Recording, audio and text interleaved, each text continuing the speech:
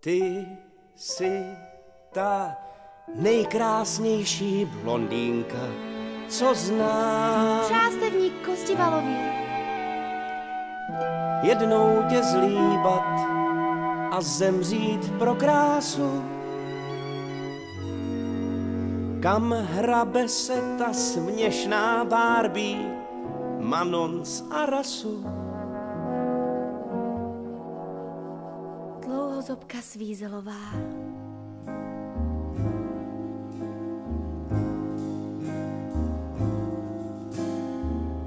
Jsi středem mého vesmíru, jsi pro mě šitá na míru.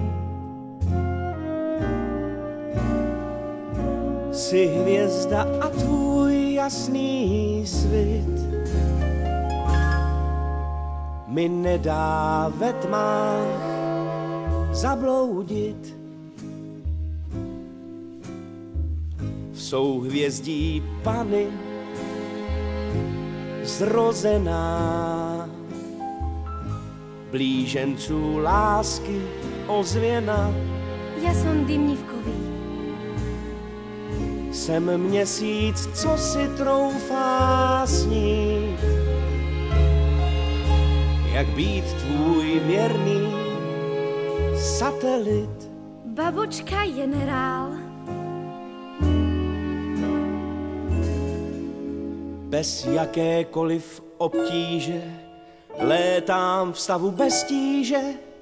Chtěl bych se mléčnou dráhou stát a pak tě naou mlékem omývat. To byla babočka Kopřivová. Horký dech andělů, krev ve mně pění, plejády motýlů vzlétají na nebe, kroužením létavic v jiskry se promění.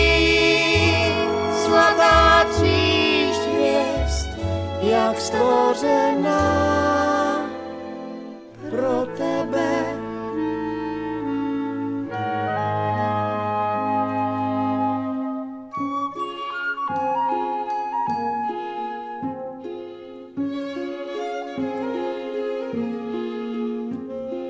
Díváš se po očku na tvář, co něžná je, a zpíváš pro vločku, co pro tebe ta je. Čas každé hvězdičky, byť sebe víc krásné, je strašně kratičký každá z nás. Pohasne.